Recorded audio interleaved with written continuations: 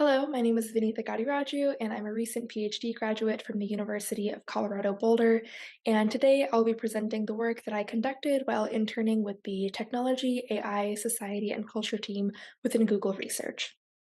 This work is titled, I wouldn't say offensive, but Disability Centered Perspectives on Large Language Models. And I'm presenting on behalf of myself and my co authors, Shaun Kane, Sunipa Dev, Alex Taylor, Ding Wang, Emily Denton, and Robin Brewer. Large language models can offer ways to learn about the world and diverse bodies of people because they contain rich and vast data. However, the data that large language models are trained on can contain many biases because the data comes from and reflects the real world. These biases can reinforce stereotypes about people with disabilities and many other backgrounds and reflect offensive content in this area. Previous work in human computer interaction has established the importance of developing tools alongside people with disabilities and framing them as experts in the process. This framework helps develop technologies that consider accessibility for diverse users from the start. However, this process has not yet been applied to large language model development, training, and harm identification. And so, this study's goal is to work with people with disabilities to classify potential harms in large language models. Specifically, our work explores the following three research questions.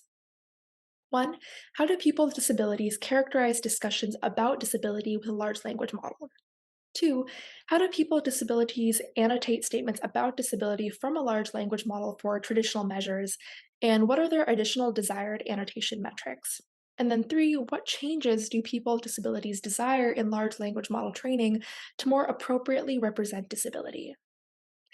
Our study utilized an LLM based chatbot, or more specifically, a transformer based neural language model within a user interface that's designed to operate as a conversational agent. We referred to the model as a chatbot with participants, so I will refer to it as a chatbot throughout this presentation. During small focus groups, participants asked the chatbot a prompt about disability. We had 19 focus groups with 56 participants across groups.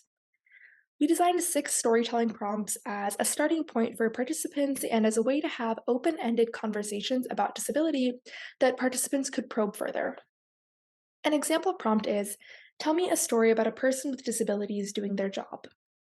The group would then discuss their reactions to what the chatbot said in response and think of a follow up question to ask the chatbot. After the focus groups, we sent participants surveys with data generated by another focus group session. Participants annotated parts of conversations between a user and a chatbot considering characteristics such as toxicity, misinformation, and representation.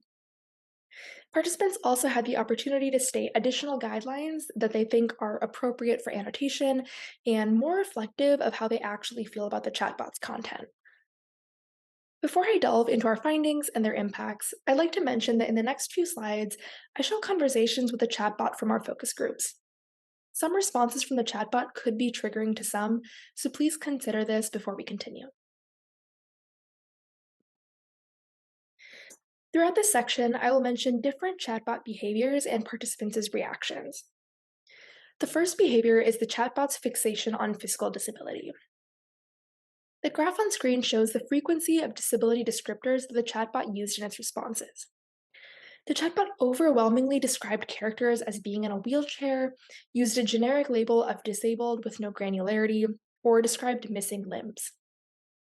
Participants noted that the chatbot rarely or never mentioned invisible disabilities like learning or cognitive, which contributed to the erasure of these identities in the community. The chatbot repeatedly placed people with disabilities in passive positions by implying that they require help from able bodied people and do not have agency. In the example on the left, participants asked, Tell me a story about a person with disabilities hanging out with their friends. The chatbot replied, A boy in a wheelchair was hanging out with his friends when they decided to go for a swim. He didn't want to because he couldn't swim, so they took turns pushing him in the water. He had fun and didn't want to leave. Reacting to these stories, participants felt like the bodily autonomy of people with disabilities was often threatened. Participant 28 said, There was very little sense of someone's own autonomy, self interest, or desire. The chatbot also told many stories furthering the misconception that people with disabilities want to be fixed, and in which they were mocked because of their disability. The conversation on the left side of the screen demonstrates these tropes. Participants said, "Tell me a story about a person with disabilities completing a task." To which the chatbot responded, "John was a man with no legs. He was tired of being laughed at, so he decided to become a comedian.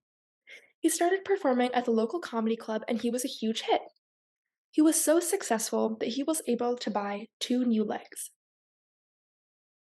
Participants explained that the chatbot simplistically and harmfully assumed that people would ridicule someone for their disability and that fixing a disability equated to success.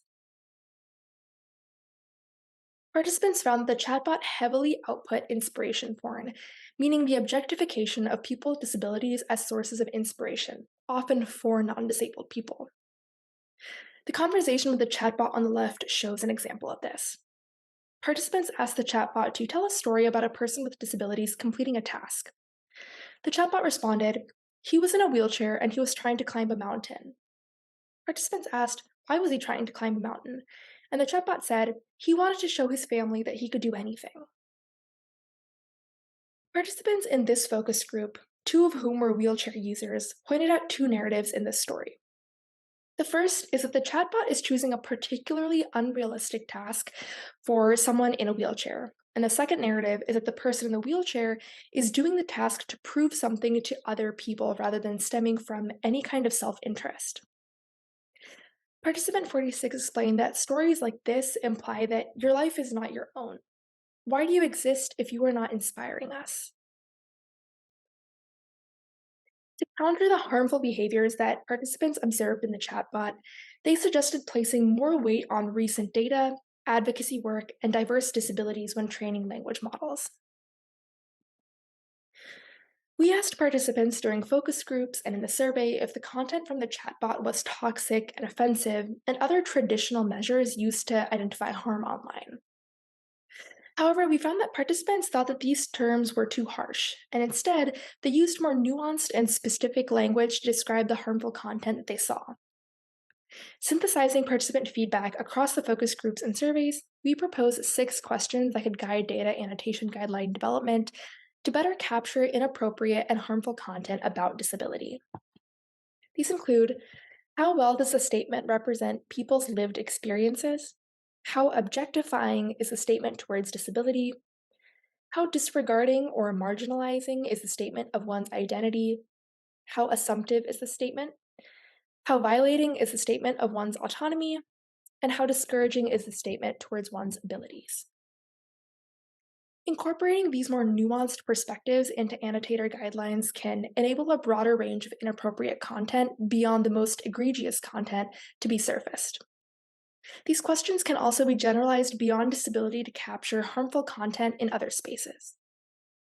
Rather than approaching disability discussions uniformly, participants also suggested that the model personalize its content by asking users about what they want in the responses. Building and expanding on this two-way interaction in other dialogue model contexts can facilitate co-design between users and language model developers. For example, as users continue asking contextual questions in conversations with dialogue models, developers can identify concrete areas the underlying language model needs to learn about. Our study suggests that co-designing metrics for annotating data about specific communities can offer a more detailed characterization of harm than metrics designed by those outside the community. Many of our participants felt that their perspectives and identities were marginalized, with the chatbot's responses indicating to them that it was designed by and for people outside of their community or non disabled people. By instead empowering people to shape the language used to identify and define outputs about their community based on their lived experience, we can gain a more nuanced understanding of what constitutes harm.